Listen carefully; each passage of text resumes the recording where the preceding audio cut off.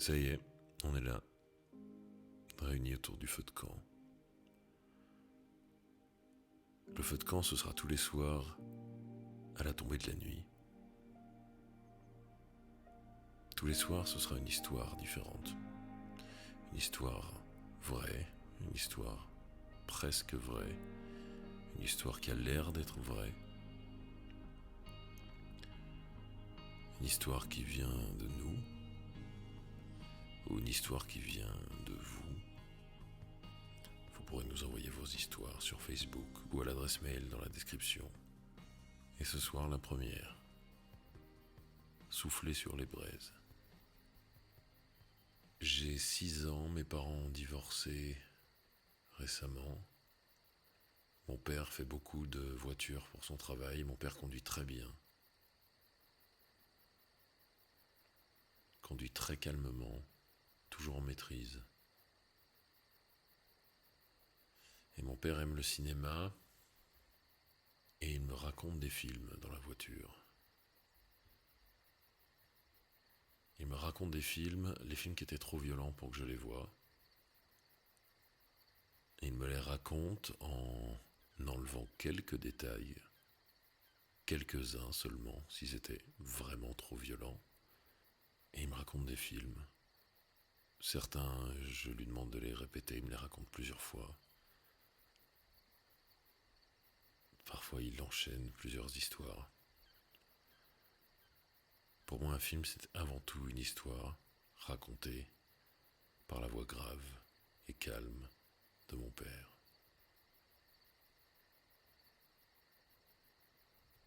Et un des films que me racontait mon père, c'était Terminator. Terminator, cette histoire de machine qui revient du futur et de soldats envoyés du futur pour protéger quelqu'un, ça me faisait rêver.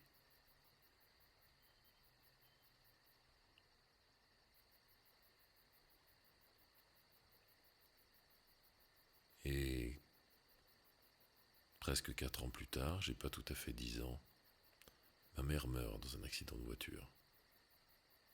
Un matin, elle m'a emmené à l'école, comme tous les matins, et je l'ai jamais revue.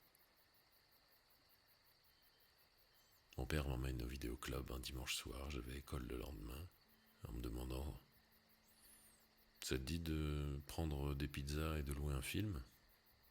Évidemment, ça me dit.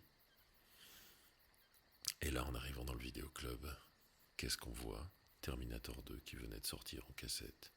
La suite de cette histoire que mon père m'avait tellement racontée, que je lui avais tellement demandé, qui me fascinait tellement. Alors on est allé acheter nos pizzas, on est rentré et on a regardé le film. Et à un moment dans le film, j'ai ressenti quelque chose de tellement fort, de tellement complet, que j'ai réalisé que je voulais faire ressentir cette chose-là à d'autres gens. Et le film finit, on est dimanche soir, il est 22 heures, j'ai école le lendemain, et j'ose, moi qui étais un enfant extrêmement timide, et extrêmement mal dans sa peau, j'ose demander à mon père: papa, est-ce que je pourrais rembobiner la cassette et la regarder une deuxième fois? Mon père me regarde, il avait les cartons de pizza vides à la main et les ramenait à la cuisine. Il me dit: ouais, vas-y. Je rembobine la cassette et je le regarde une deuxième fois. Et au même moment, la même sensation. Un film, une histoire m'ouvrait à des émotions très fortes que je ressentais, très dures et très difficiles à assumer. Et ça me faisait du bien. Et je voulais faire du bien comme ça aux gens, moi aussi, plus tard. Mon père est mort l'été dernier. J'avais coupé les ponts des années avant. Mais aujourd'hui, je suis réalisateur, metteur en scène, j'écris. Je monte ma société de production. Et aujourd'hui, on est confinés chez nous. Et aujourd'hui, je pourrais me sentir seul, mais non. Mon père me racontait des histoires de sa voix grave. Elle me faisait rêver. Mon père a soufflé sur les braises. Raconter des histoires, c'est vital. Une bonne histoire, ça vous montre qui vous êtes. Si vous osez la rencontrer.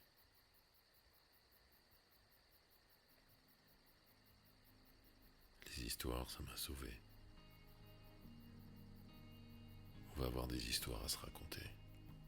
Tous les soirs, au coucher du soleil. À demain.